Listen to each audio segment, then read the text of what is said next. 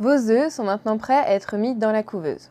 Donc avant de le faire, on va revenir sur les 4 points indispensables à une bonne incubation.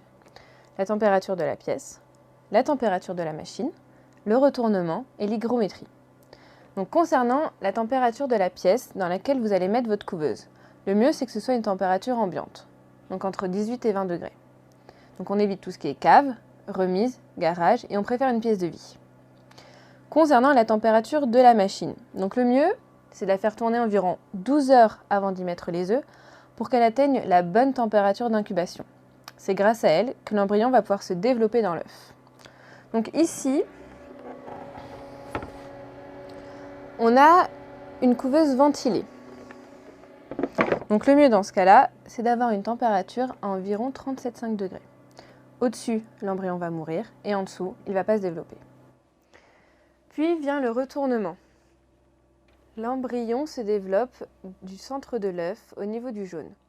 Vu la position de l'œuf dans la couveuse et le poids du jaune, ce dernier se déplace et vient se poser contre la paroi de l'œuf. Pour éviter qu'il ne s'y colle, le retournement doit être fait minimum toutes les 12 heures, c'est-à-dire 2 fois par jour. Et maintenant, l'hygrométrie. C'est ce paramètre qui aide au développement de la poche d'air. Donc cette dernière est indispensable à la naissance et à l'éclosion du poussin. La poche d'air fait environ 1/10 de l'œuf au début de l'incubation et doit faire 1/3 de l'œuf à la fin. Ces 4 paramètres sont indispensables à une bonne incubation. On a donc la température de la pièce, la température de la machine, le retournement des œufs et l'hygrométrie. Ici, on a une couveuse automatique qui va donc régler ces paramètres. Rendez-vous demain pour mettre les œufs dans la couveuse.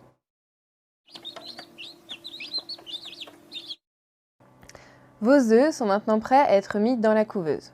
Donc avant de le faire, on va revenir sur les 4 points indispensables à une bonne incubation. La température de la pièce, la température de la machine, le retournement et l'hygrométrie.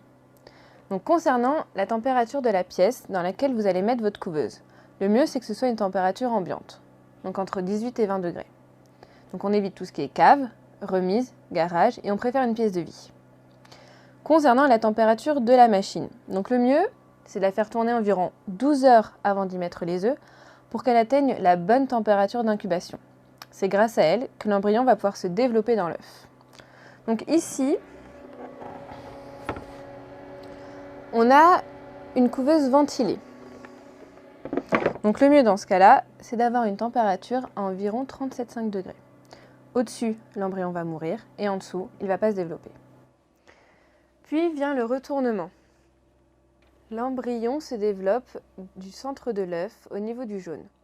Vu la position de l'œuf dans la couveuse et le poids du jaune, ce dernier se déplace et vient se poser contre la paroi de l'œuf.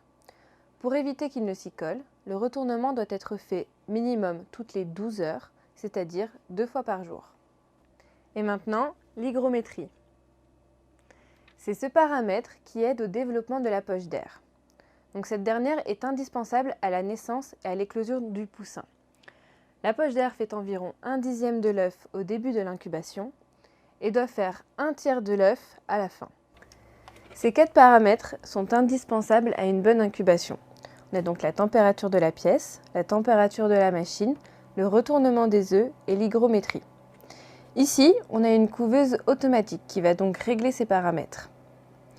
Rendez-vous demain pour mettre les œufs dans la couveuse.